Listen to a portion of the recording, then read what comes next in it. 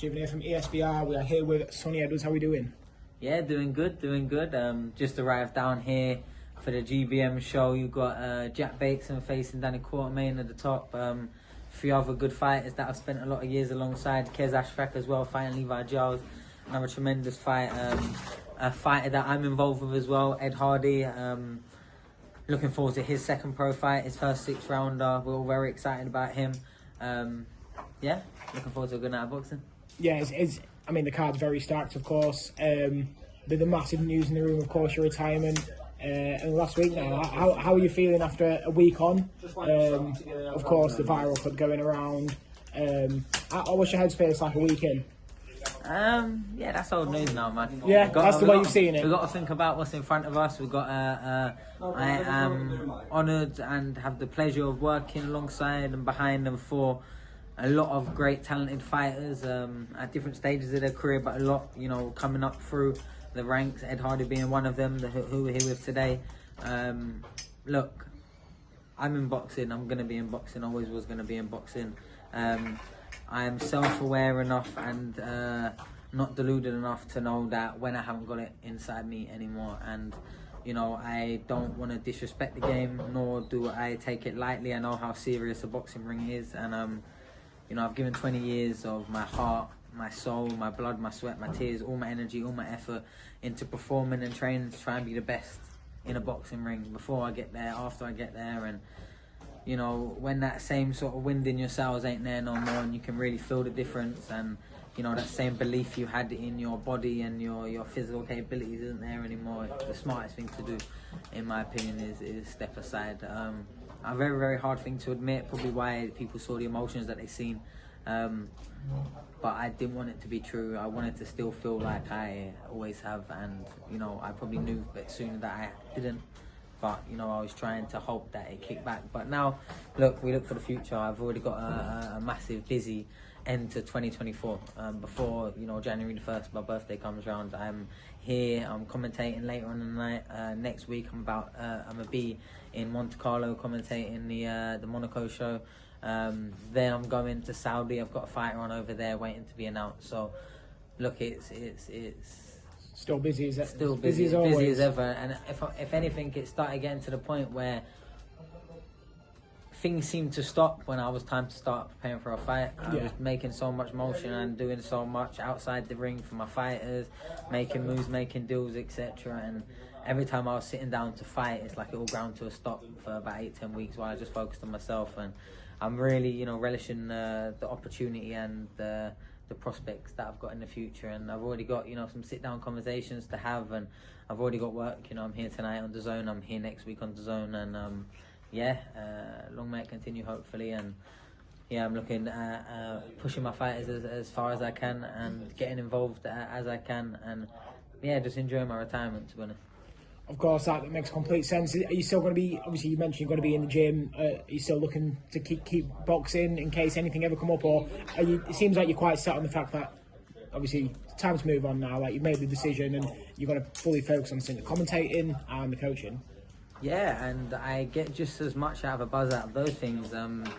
Walking into big events with a fighter that I manage, doing their corner, changing people's careers from small hall where, they never really had a conversation involved with a big promoter. Now they're, a main name that's getting brought in all the big fights that are coming up at the weight. So those little things already mean the world to me, and I want to keep giving opportunities and connecting fighters who deserve more with that more. And so far I think I'm doing a decent job, but I think I'll be able to do a lot better now. I'm fully focused on doing so.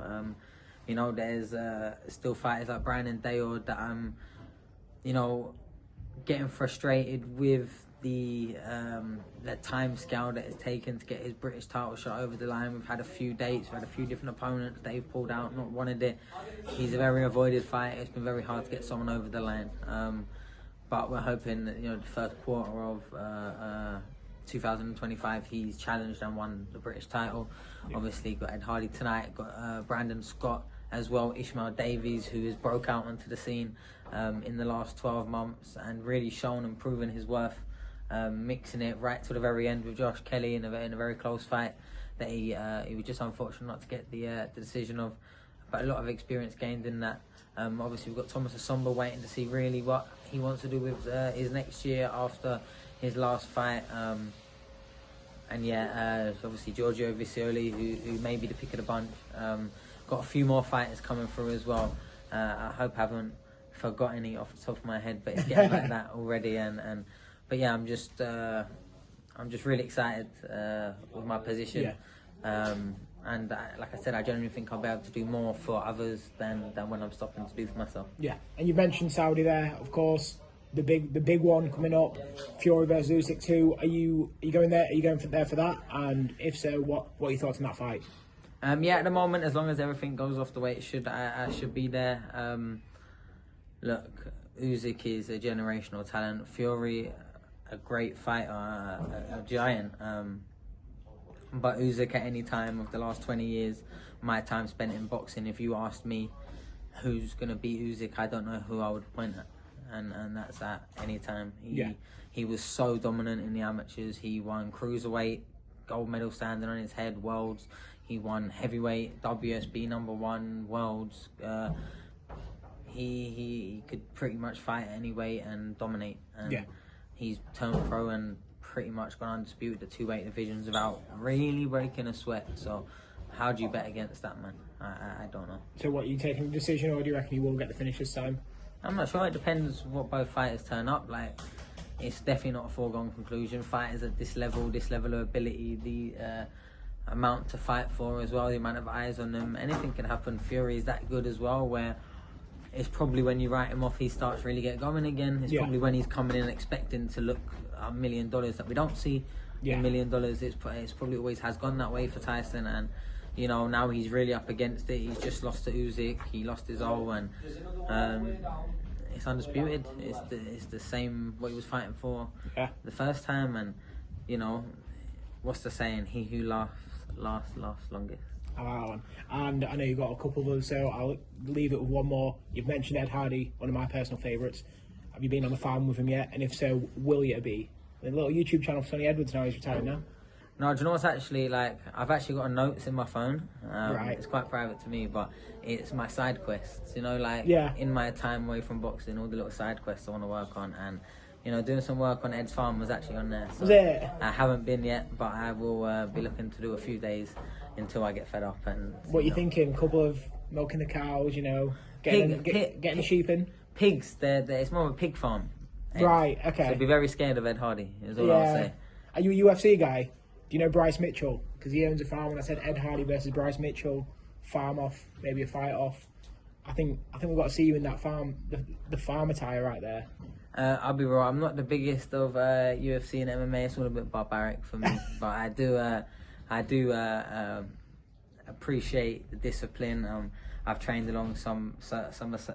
I've trained alongside some of the guys. You know, Paddy the Baddy for my last fight. Yilis Broly as well, who's a French-Algerian fighter in the PFL. Trained alongside them more recently, and they're beasts, man. They are beasts. So they might not be able to throw hands with a boxer very much, but you know, the rest of them and the toughness that comes from I respect it a lot. But yeah, I think Ed Hardy is the king of farmers that I know. Anyway. That's it. Right, thank you very much. Really appreciate it, brother. Cheers.